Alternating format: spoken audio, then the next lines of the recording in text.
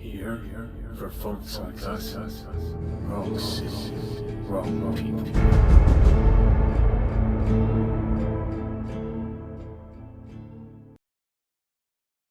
Alright, welcome back to the channel everybody. Aesop Grim here, and this is the continuation of my playthrough of Bannerlord 1.4. And man, it feels like it has been forever since I've been in this game. You can see that we are at war with Sturgia. I'm having to kind of refresh myself on what we were doing and what I'm up to. I looked at my last video a little bit. War exhaustion heavily in our favor, 19 to 34 here, higher score loses. We have captured... No, I'm sorry, we've inflicted way more casualties. Nobody has taken towns or castles. We have successfully raided 5 times to their 2, and our war progress is in our favor, 5-0. Basically, what's been going on, guys, is that I've run into some stuff with Subnautica where I'm not sure if I want to put it on my channel or not, and I think I have arrived at an answer for that. I'll talk more about it in my next Subnautica video, because I am going to do some more videos. But because of that, I was thinking I better get ready for some kind of a replacement series. So I was playing U-Boat offline, trying to get a handle on how that campaign works and thinking about maybe doing a playthrough of that. But I'm not quite sure if I'm ready, player competency-wise, to do a game like that, where that's a simulation game with a lot of kill time. I would definitely have to do a lot of editing just to trim all that stuff out, so it's a lot more effort on my part. What I might do is I have been toying around with Darktide again, because over 4th of July weekend, my youngest brother brought it up, and it kind of got me excited about it again. So I've been playing that a lot lately. A lot of U-Boat before that. I haven't played U-Boat for the past few days since I downloaded Darktide again 2 days ago. But I did play U-Boat almost exclusively last week, and that's a time sink. And so that leads us to where I'm at for this game, where I haven't been in this game for, it feels like, about 2 weeks now. So let's go ahead and leave, and what are we going to do? We were raiding. I'm pretty sure that we're the reason that that war score is going the way it is, because we were raiding a lot of villages. Let's come up to here. How do I get my guy? There he goes, okay. And see if maybe we can get involved in helping take down this castle. Oh, actually, that would be a castle defense. The Sturgians are raiding Ov. Or sieging it, I should say.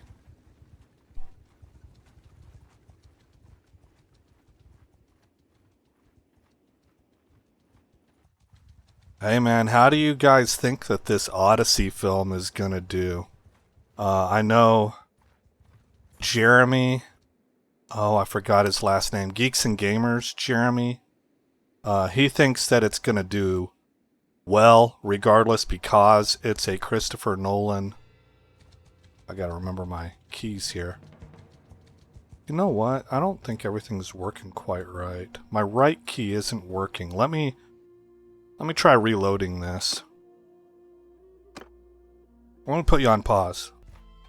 Okay, guys, I am sorry about that. False alarm, I guess. I kept trying to right-click, like to attack. And, see, it's been a while since I've been in the game. I guess it's just left-click. These are the kinds of things I forget when I haven't played for a while. But, yeah, Jeremy of Geeks and Gamers believes it's going to do good regardless, simply because it's a Christopher Nolan film. It's going to generate a lot of hype just off that alone. But I'm going to be interested to see how it sustains. Because that sucker looks woke as heck. And, when you start introducing those kinds of elements, to me, that means that pretty much by definition, you're choosing to sacrifice quality. Whatever your reasons are, maybe you're trying to lift people up, maybe you're trying to open doors of opportunity. That would be kind of the woke stance, right? I think it's all BS. I think that's garbage. I think that treats people as though they're not capable without getting a hand from you. You know, so I think it's very self-serving and egotistical. But whatever your reasons are, you are sacrificing. You are foregoing meritocracy, and you're also sacrificing the story. How would I put that? The traditions of the story. Imagine if we were to make a movie about the Zulu nation in Africa. That's a tribe that became renowned in Western civilization because of how awesome they were against one of the premier armies on the planet in the British Empire. And you instead made them all white, or you made their leader white. That seems weird, right? It wouldn't be tolerated. All of us know it. It wouldn't be tolerated. That would be called cultural appropriation. It would be condemned at every level possible. And that movie ultimately would not be made. But if you want to go the other direction, absolutely. And in Hollywood, that's actually championed right now. So you're not being faithful to, I guess, the heritage, and I don't know what the words are suddenly. That eludes me. Other people know what these words are. But the essence of the story being, that's a Greek myth, right? It's a Greek mythology myth. It takes place in that area of the world. These characters shouldn't be race swapped. I don't think. I think that's silly.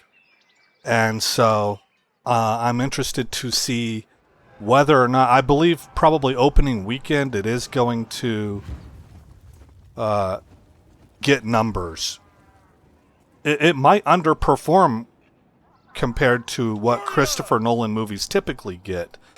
But I don't think too many people are going to be looking at that. They're just simply going to look at, did it have a good box office opening? And I think it probably will. But will it have staying power? That's what a good movie does, because word of mouth gets across. And I don't think it will.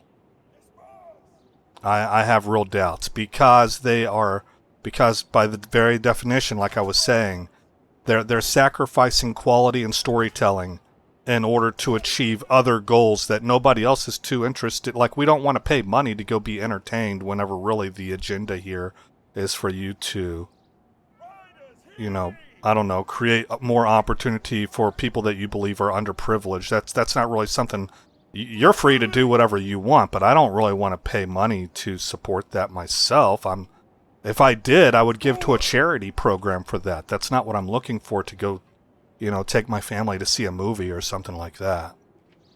Footmen! Close in! Bowman! Advance! So we'll see how it does. But I have real doubts that it's going to have any staying power. I think it's probably going to get raked.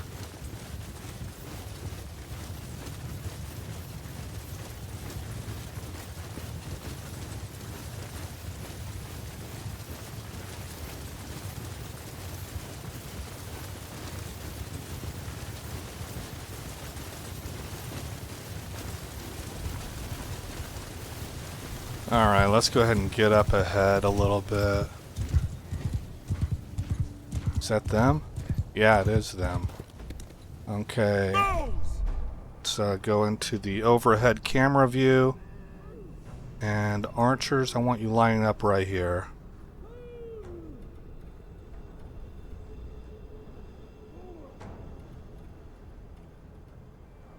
You guys are on your way? Yes, you are. So, soldiers, I want you lining up right here.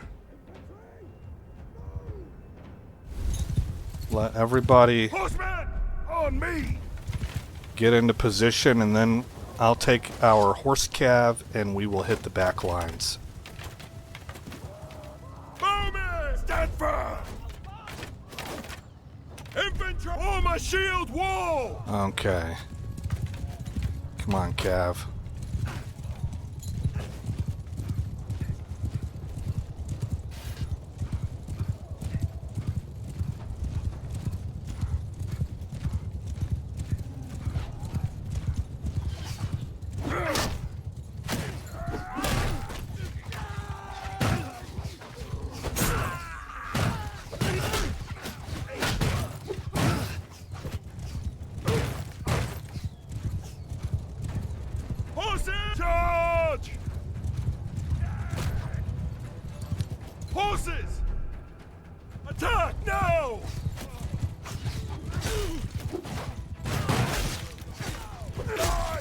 Bastards!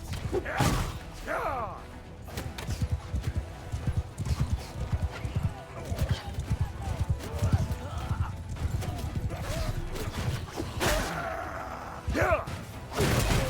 Oh, that was smooth, man. That was pretty cool.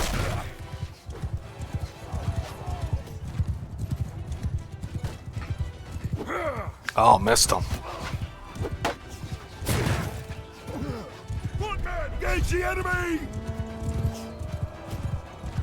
Looks like their footman came back, which is why I told my footman to go ahead and attack.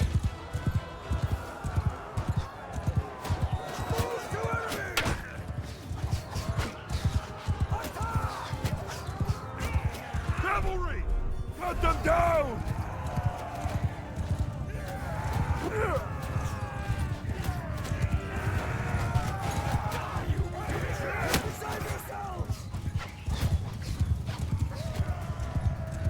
Infants, side by side!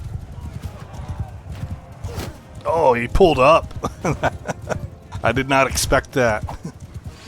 Oh, it looks like I'm back down to just 2 javelins. Oh, okay. I don't chase villagers. Okay, so we got some prisoners.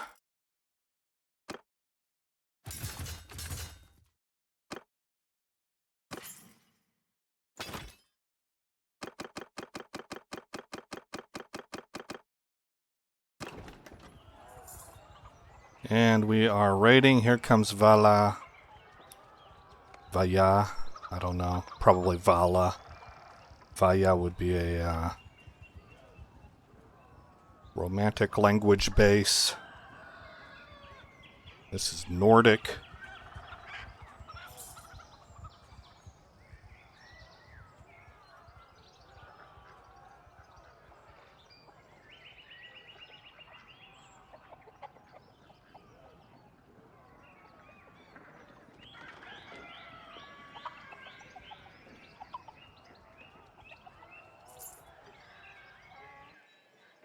Okay. We have raided another village. Let's go hit these guys.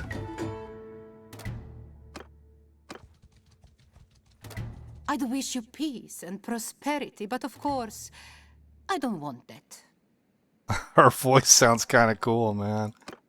Alright, surrender.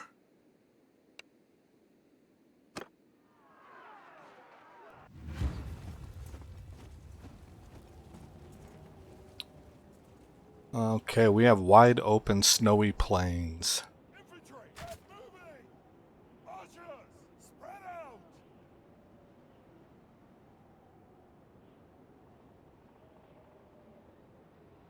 Can't quite tell. Have to scroll out. Do that again.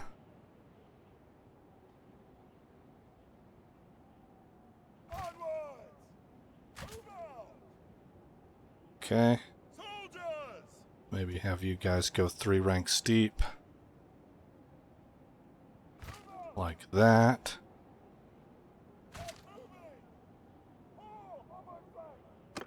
Warrior, onward! Onward! Okay.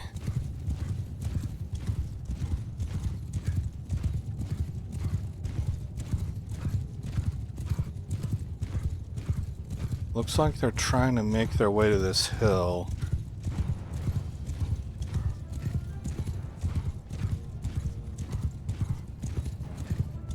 Footmen! Onward! Bowmen! Forward! Riders! Move! Ride on my flank! My bad. Stay with me, riders. I love that I have my own, like, King's Guard, you know?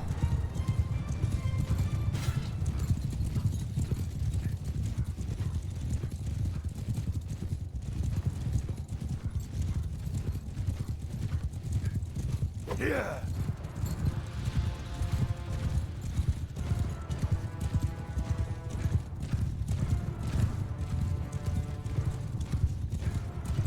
They have a lot of cav. That's not typical for Sturgians.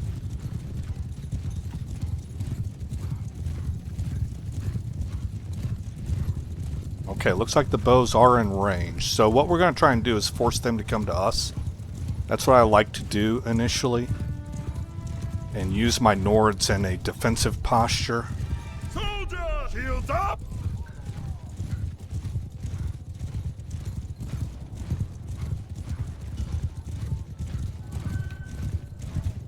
We are perhaps just a touch out of range.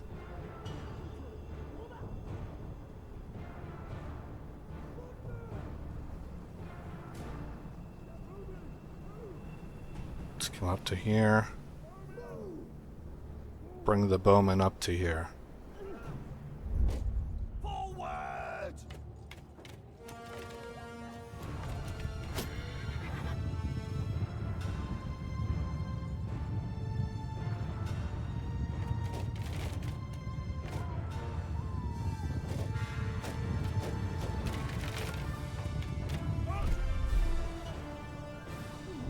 Okay, I just told my archers to hold their position.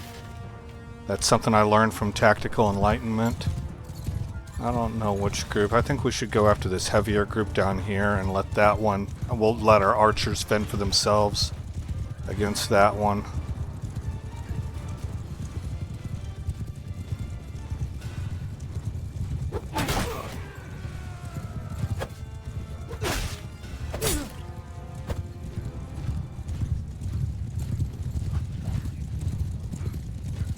Horse! At them!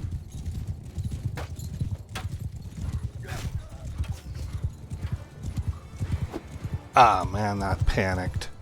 I didn't panic, I got trigger happy.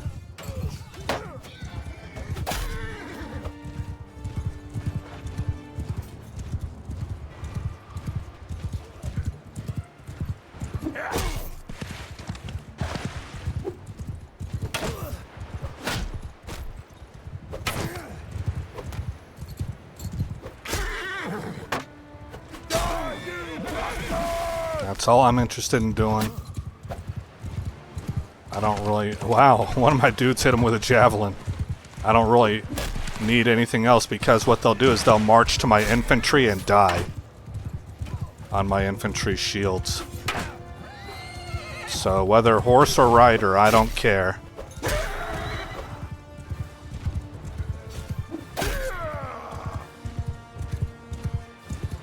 Horsemen, to me! Alright. That's my guy. No, it's not. Wait, yes it is. Okay. I don't know what that dude's doing. Somebody got hit hard with something.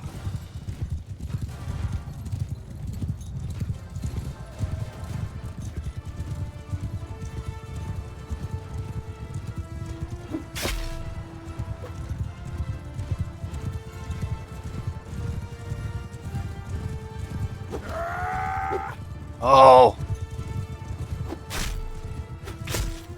Yeah.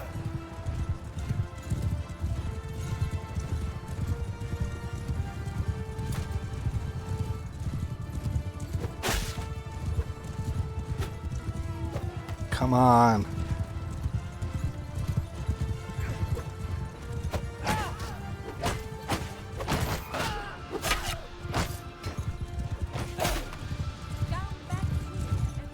Horsemen!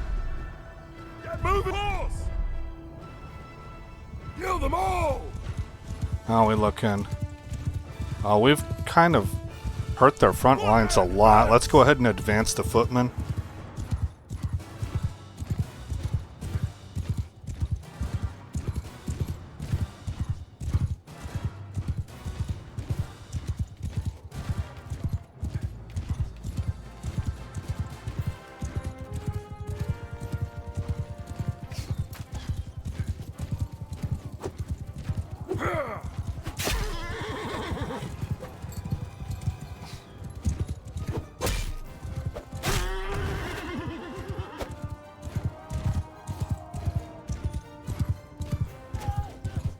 Horses!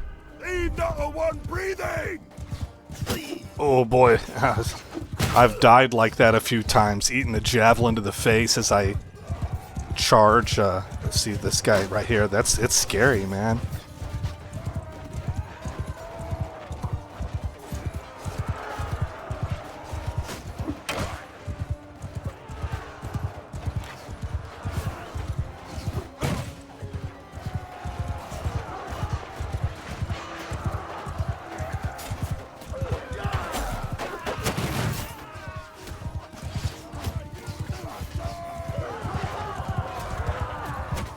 Looking good.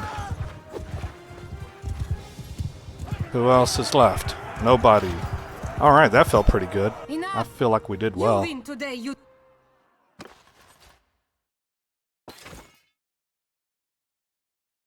160 of 165. Wow. No, 90 of 90. I was looking at the wrong place. I did get her, yes. So we'll let everybody else go. Loot everything. Oh, look. Got upgrades. What'd you get? Weapon in the first slot and a weapon in the second slot. So better swords and shields. Weapon in the third slot, so better arrows.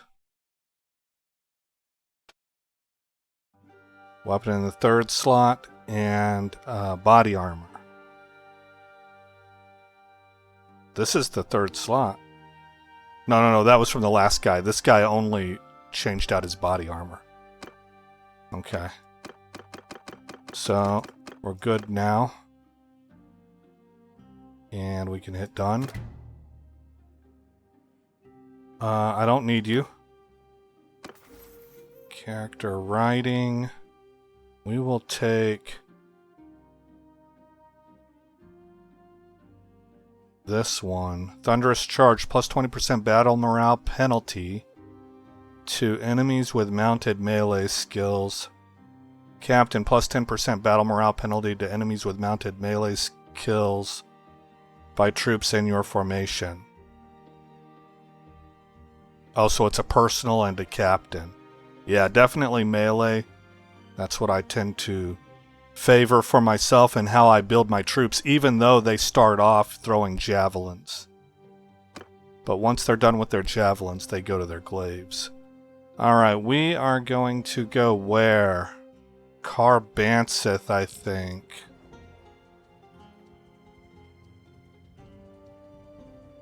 It would be great if I could deposit this prisoner into a castle that would keep her, but I'd have to sail all the way back to Nord lands to do that. I think I made the choice to start focusing on military skills. So, well, you know what? Magnificent Steed might be nice. What's a well-balanced sword do? One-handed and vigor. And see, I typically have them using their glaive more often, I believe. Is how the AI logic works. So maybe I will go with Magnificent Steed. Of course, this would be one-handed again. Riding seems like a safe one.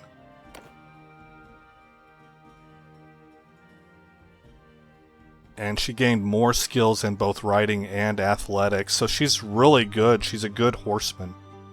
Very good on cavalry. Horsewoman, horse lady. I don't know. I think you would just call them all horsemen in the sense, I guess in the sense of, like, everybody's a human. Alright.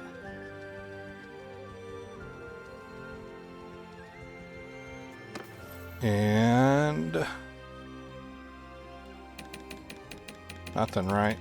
They're getting auto upgraded, so now it's gone, see, because it allocated it automatically. I should have taken that guy right there, but oh well.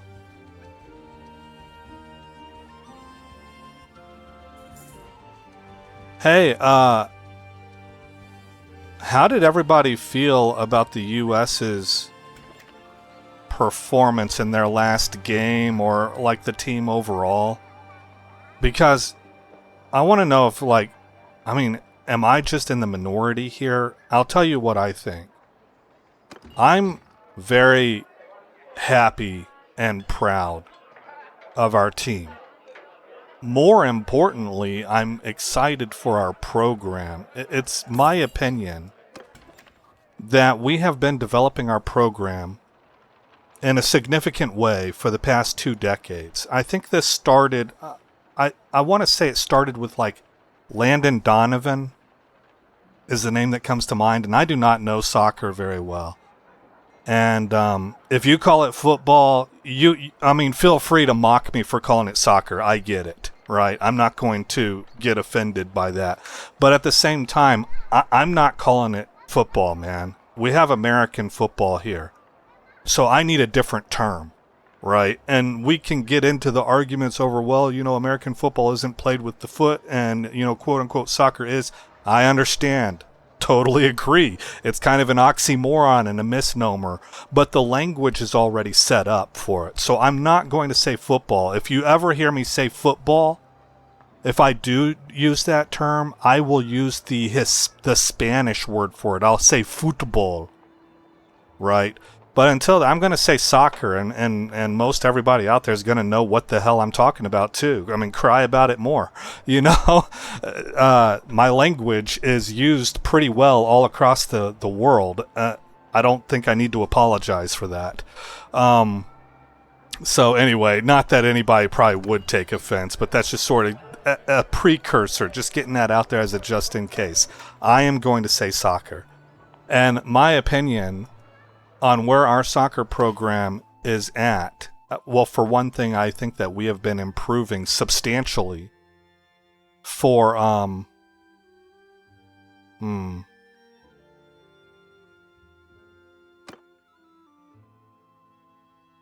ranged damage 15%. The one that I would want to have this already has it. Let's not. Well, that's a 10%. That's pretty good, too. No, that's charge damage. Where's my ranged person at? Decreased charge damage by 20%. That's quite good. 10%. What was this? 15%. Oh, you don't have one. Okay, that's an easy choice.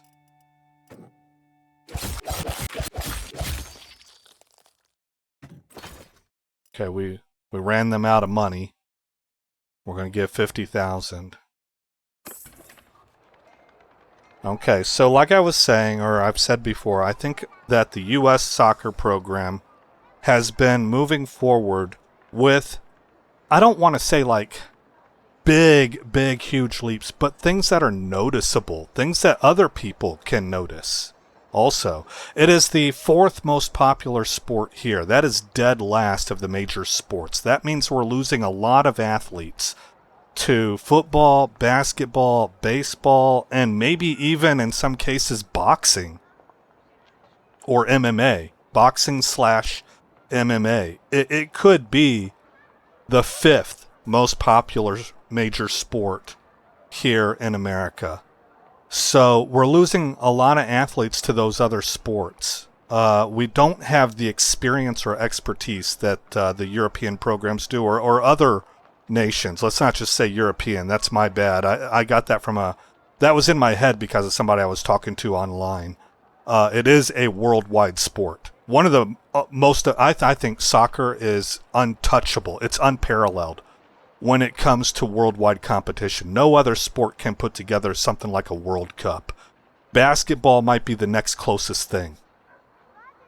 So for getting better at the program, the infrastructure of the program, finding athletes, training them up, developing them, which doesn't necessarily happen in the Olympic areas, right? But it does happen within our own soccer leagues, or the leagues, or the teams that they're playing for overseas.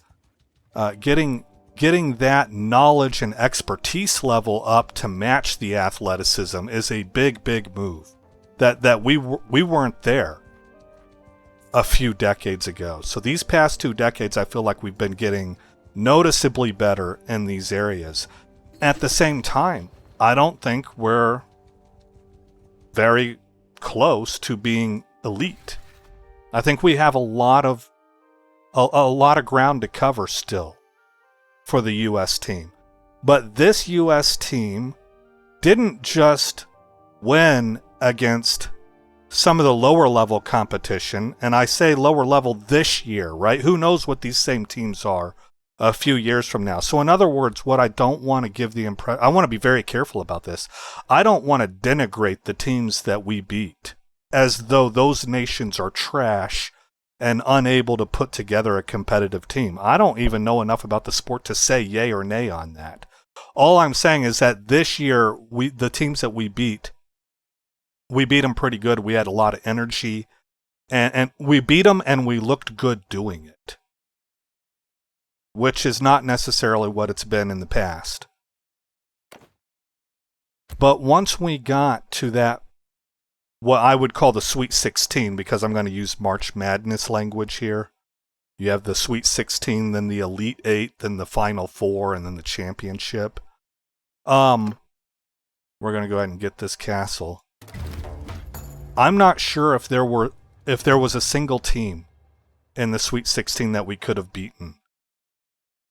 I give an outside chance, like a puncher's chance, against Switzerland or Argentina. Belgium, Spain, England, was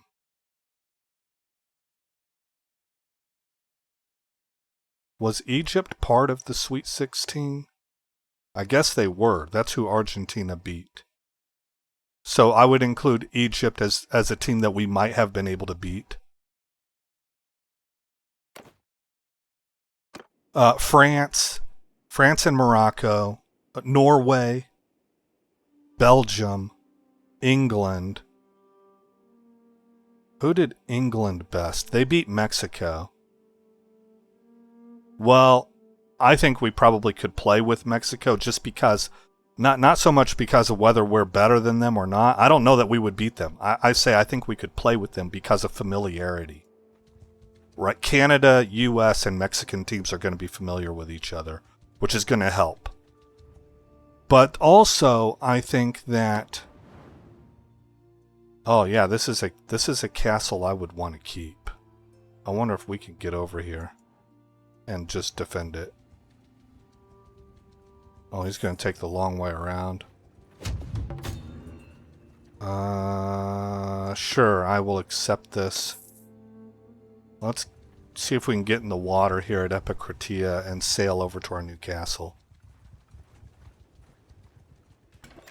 So what I'm saying is I think the U.S. had met its ceiling. We were even talking about it. This is the spot we wanted to get to see how we do against some of these better teams.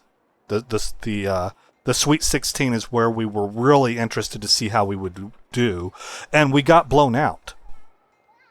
Okay, well, the things that I saw in that game was kind of a collapse under pressure, a little bit of panic. We didn't seem to play like ourselves. I think we also perhaps were out of stamina after playing so many games. I don't know if our athletes are up to the same standards of stamina or even the knowledge of how to conserve your energy through a long series. Like in basketball, you have 7 games, right? I'm a little suspicious as to whether or not we have the kind of experience to be able to understand how to do that while still bringing intensity and playing competitively in the previous games. So it could be that we didn't have our legs anymore. I'm not really, I don't know. That's kind of a little bit lower on my list, but I think we definitely fell. I think players know when they're beaten on the field, and we didn't have kind of like the resilience to be able to rally around and understand what they were doing to be able to fight back against that. And it led to us kind of panicking and falling apart. See, that's program development. That's experience. And also, from what I understand, Norway threw, now I don't know if this is true or not. Norway threw a formation at us that it looks to me to be uncommon. It was like a 1-3-4-4 kind of defense in depth line. And that could have completely thrown us for a loop. It may have caught us off guard, and we didn't, because we lack experience, we didn't really know how to counter it, which caused a panic, you know. Whereas a really good team, a high quality program, well, not only would they have the experience to understand what's happening there, but even if they didn't understand what was happening, they can kind of keep it together until their coaches figure out the strategy on the sideline. I think we saw some cases of that. Argentina had their huge comeback against Egypt where they had been absolutely locked down all game long. Portugal held Spain to nothing until the very end. So those are two examples I can think of teams that were able to just hold the line and hold their water and keep composure until their coaches could find out how the opposing team's strategy was working and how they could counter it effectively. Our team was not able to do that. And that's a part of program development, in my opinion. I also, though, think that... How do I get to the shore? Does it? It's not going to let me. Let's go to Diathema. I didn't. If it was there, I didn't see it. Already it's under siege. That was fast. Oh, that sucks. But at the same time, I have to wonder whether it was also a little bit of a rock, paper, scissors in favor of the Belgium team. Because I can see this in other sports, including American football. Sometimes the team that you are facing, they're built in a way that is actually naturally hard for you to defend against or hard for you to score against, or both. That's what I call a rock, paper, scissors matchup. And I say that because Belgium beat us in March also, and it was not close then either. It was 5-2. So we could have had a little bit of both happening. But whenever it comes to how what was I upset or disappointed? Me personally, I was not. Now, I've talked to a lot of people that they were. They're talking about, like, our team didn't look like it played with the same energy or that it played up to their potential. We made uncharacteristic mistakes, and so they were disappointed. To me, that all just backs up my theory. Yeah, we didn't play up to potential, and we had uncharacteristic mistakes because I can't seem to... Did I just freeze? Oh, there it goes. Let's cancel this. What's going on here? I want to... Oh, wait for some time. There we go. Because the other team put us into that position. Like, I think you need to give Belgium its credit. They put us into that position, and we are a developing program. You know, in boxing... You know, I heard this one time. Julio Cesar Chavez, one of the most famous boxers of all time and probably the most famous Mexican boxer. He did something like 150 street fights before he even went pro. Because the name of the game in boxing is to get your fighter the experience that he knows what he's up against, so that whenever it comes to turning pro, where a few losses can really just lock you out, and you cannot get shots at the title, you want your guy to have the experience to be able to face any kind of style. If you take a phenom athlete at 18 to 20 years old, you know, outside of a Mike Tyson, and you throw him in there and he gets into his first championship fight against a southpaw and he has never faced a southpaw, he's in trouble. If he's a knockout artist and he's never met a counterpuncher like the baby-faced assassin, he's in trouble. Marco, what was that guy's name? Marco Bandera? Is that what it was? I know his nickname was the baby-faced assassin. Dude was phenomenal. And then your fighter gets a reputation and then can't get those fights anymore, right? So it's kind of the same thing here. Our team could be in a position that it just hasn't seen all of that stuff before. Our program, you know. So where the reasons that other people seem to be disappointed for, to me, line up with my reasons for why I'm not disappointed. It's just where our program is at. And the advancement of our program from the early 2000s to now, I'm very pleased with. I am really proud with this American team. This is the best team that we've ever had. And we have shown steady progress for a couple decades now. And I think that's significant. I think that's substantial. Soccer continues to get more and more popular in this nation. I think Balagoon said as much. Ooh, I don't know if I'm going to be able to do this. Maybe. It doesn't matter now that it's under siege. I'm probably not going to get there in time, but we're going to try. So, you know, Balagoon came on Twitter. I actually made 2 posts on that because I was so excited. He apologized, which, you know, if you're the athlete, I guess tactically speaking, that's the right move to make, you know, from a diplomacy perspective. You never want to make excuses for failure, right? So from the athlete perspective, you always want to be like, I'm sorry I let you guys down. We expected more of ourselves. I expected more of myself. It didn't go how we intended, and we'll try and do better next time. So he probably almost has to make a statement like that, and he did. But for me as a fan, that tugged on my heartstrings, and so I was like, dude, you don't have anything to be ashamed about. And even within his own tweet, in the second paragraph, he talked about how the sport is getting more popular here in America. The program will advance. So I think, so I made 2 statements where I was sort of like defending the program and telling Balagoon, hey, don't feel bad. We are very, very proud of you. And I'm glad that I made those statements. I doubt that he saw them, but I'm glad I made those statements.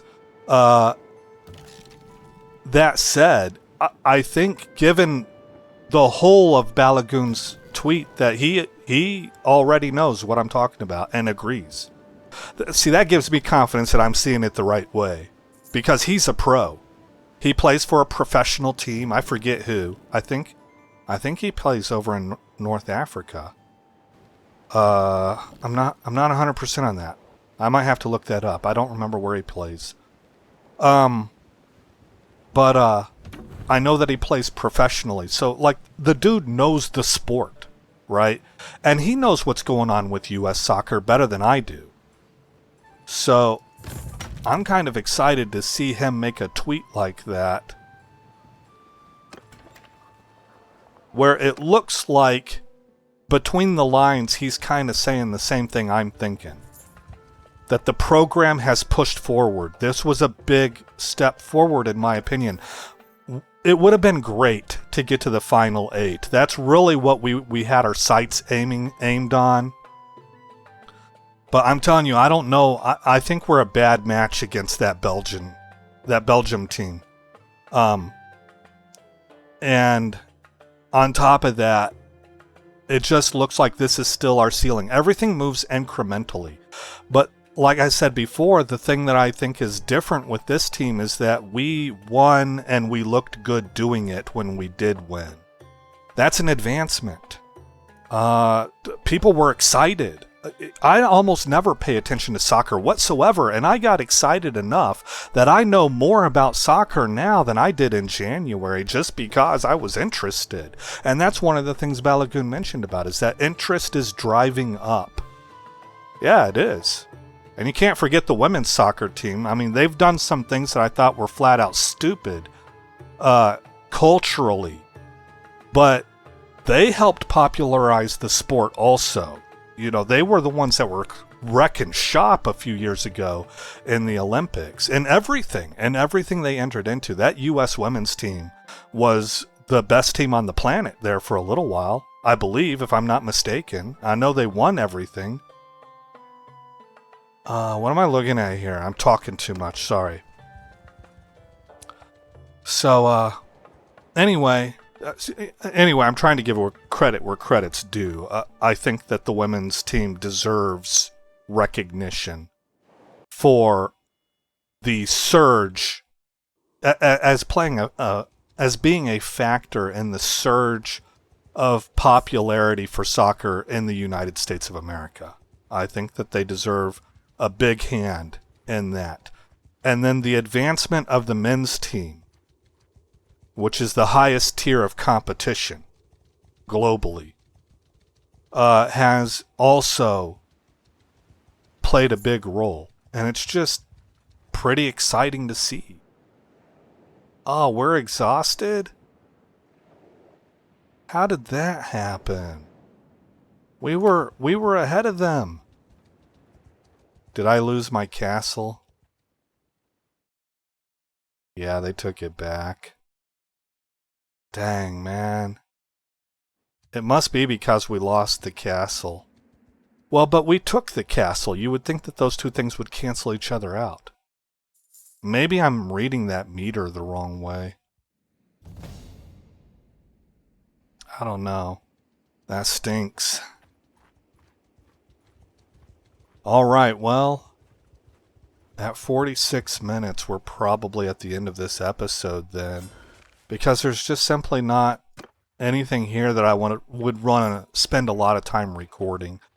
So, and it's a good place to end it anyway, because I was wrapping up on my views of soccer. I would like to know what other people think, though. What are your takes on that? And here's the other thing, too. I want to put this in. Let me say this before I wind up. Because I'm kind of inviting the world to comment. Now, I'm a small channel. I doubt that I get a single comment. But let's say that somebody from overseas is watching. Put whatever you think in the comments. I'm encouraging that. But let me front load you. That if you tell me cheaters get what they deserve, I'm dismissing your comment immediately, and here's why. If you can prove your case, I would like to hear it.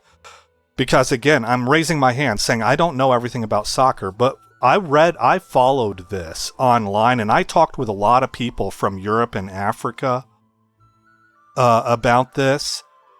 It must have been about 30 or 40 people. And there were about 3 people that did not wind up having the reason that they were accusing the U.S. of cheating just simply be the fact they don't like Trump. To me, that's insane. That's insane. Let me break this down for you. This is my understanding of it, okay? So we're putting that caveat in there that maybe I have a misunderstanding. Maybe I'm not understanding the rules very well. But from what I understand, almost nobody believes that the red card against Balagoon was a legit red card. The ref didn't call it on the field. It was actually the video guy upstairs that triggered all of that to happen. So in the initial play itself, the ref didn't see anything wrong. Whenever you watch the play, it looks egregiously bad to call that I don't even know you could call that a yellow card, man. It looked like Balagoon had position and that the Bosnian player tried to play through him to get to the ball. Now, I'm not calling out the Bosnian player either. It's a competitive sport. Everybody's trying to win. It looked like 2 guys that were striving just like in basketball. You have things called blocking calls. You know, everybody's trying to get into position as it all unfolds at lightning pace in real time. But there are fouls that are committed. And to me, it looks like it was the Bosnian guy that committed the foul trying to run through Balagoon. It looked like Balagoon had, I don't even know if I'm saying Balagoon's name right. It might be Balagun, you know. But it looked like he had positioning to me. And almost everybody, I didn't hear, well, I heard a lot of Americans saying that. There were a few Europeans that also said that. I take that back. There were a few Europeans that also said that the Bosnian player played through Balagun. But the general thing being stated was that, yeah, it was a bad call. The red card shouldn't have been called. As far as I can tell, the issue came in that America had the balls to challenge it. In other words, it seems like it's maybe like an unwritten law that you just man up and take the call. For us in American football, we would say, like, stop blaming the refs. In this case, you could blame the ref. But it seemed to me like there is a culture in soccer, football, okay, we're talking outside the United States, football, that says bad calls happen, you don't cry about it. That appears to me to be what the primary argument was. But as you dig into that, you find that no, FIFA has a legal process of appeal. And both Belgium, well, America first, and then when the call was overturned, Belgium after, appealed those decisions. What was the difference between the two? Well, as far as I can tell, guys, America brought video evidence and laid out a clear argument of not only video evidence saying that the red card never should have been given in the first place, but even if you do give it, the process of reviewing it was illegal according to FIFA's own rules. So that's kind of like an open and shut case. It was evidenced. Belgium, from what I can tell, just simply raised their hand and said, "We cry foul." Why? Because the sky is blue. What? You know? So Belgium got turned down, and it was held up for America through the actual legal process that FIFA itself has in place. So to wrap all that up, what my impression was from reading about this is that everything from A to Z in the appeals process went by the book and by the numbers. That you have like no leg to stand on. You don't have an argument. If you were to take this into a court case, the judge would dismiss it for frivolousness. And in fact, most of the 30 or 40 people that I talked to about this, all of them not American. No, wait, is that true? I think there were a few lefties in America that I talked to also. Almost all of them pretty much admitted to, in the end, saying, well, I don't like Trump, and I don't think that he should have made the phone call to the FIFA president. Dude, F you, man. What the hell kind of complaint is that? You have a soccer sport happening, and you want to bend the rules and throw certain rules out simply because you're mad that President Trump made a phone call?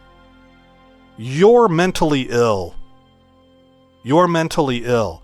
Whenever your TDS is so ramped up, when you hate another country's leader so much that you let that hatred enter into and color your judgment on a sport where you have absolutely no argument at all. You just hate Trump.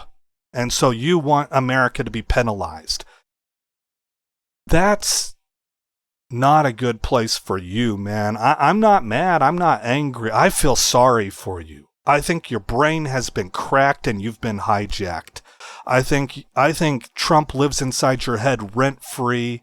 I think that social media has absolutely spun you up so that you're a walking time bomb and just tense all the time. I think you're in a real bad position as a human being. And so if you come into the comments section and you're going to be like, America lost because cheaters get what they deserve, I'm welcoming that comment. I will probably reply to it and give you everything that I said here. But I'm not going to delete it or anything like that. I am proud to watch you people just show yourselves for who you are, because I think that's crazy. I think you have been cooked into lunacy and that you can't think straight anymore or show any kind of judgment, even on something as important as your own national sport. You know, I just think that's really sad. what has happened to you. But if you have disagreements with my assessment of the U.S. soccer program and where it's at, or you think that we just flat out underperformed and fell apart, I have a guy in my WoW guild. He lives here in America. He's originally from someplace in South America, and so he's a big soccer fan. And I wanted his insight because I can pretty much guess that he knows a lot more about the sport than I do. And his assessment was that America did not perform to their potential, did not show the energy that they did in previous games, and fell apart under pressure. Well, to me, I agree with all those things, but I think that is a part of our program development, and I think he sees it differently. He believes that the program was good enough for us to advance, and we just, for lack of a better term, shit the bed. Maybe that's the case. That's why I'm kind of inviting people to talk about it. But I gave you my assessment. I think I'm very proud of this team. And you know what? To tell you the truth, even if we did shit the bed, even if that's the real hard truth about the matter, I don't want to retract any of my statements because it's one game. You know, I think that stuff kind of resolves itself with experience. And I'm still real happy with where our program is compared to, say, the 90s. You know, the 80s or the 90s. Where we were a complete joke no matter what level you put us at. Now we can at least win a few games. And to me, that's exciting. I'm very proud of it, and I'm real happy with the team that we have and what all those guys put on the line. And even down to the point, guys, where... And maybe this is part of my bias. Like, let's just draw a parallel here. Let's draw a distinction. The women's national soccer team that was winning all the trophies a few years ago. I was happy for them and I was proud of them as far as like advancing American soccer. In other words, I wasn't 100% hater. But those women also had a lot of social woke things to say, a lot of bad things to say about our country and our president, and they took a knee during the national anthem, and that I find that to be absolutely disgusting. And so, and not all of them did, but about half the team at least, it seems to me, in my recollection. And so, whether they did phenomenally or whether they lost, it didn't really register too much with me at all. This men's national soccer team, they did everything that I would be for. They were very patriotic. They were excited about America. Kind of like the U.S. hockey team. I don't think they were super outspokenly patriotic as much as that. That was really intense. That U.S. hockey team had no F's to give. And the soccer team was a little bit more palatable to everybody there. They didn't really necessarily tip their hand, as far as I know, as to whether they're pro-MAGA or not or anything like that. It centered more around just flat out, I support America, and wasn't a lot as much about politics. Whereas I think the hockey team they tried to do that, but they got pulled into politics.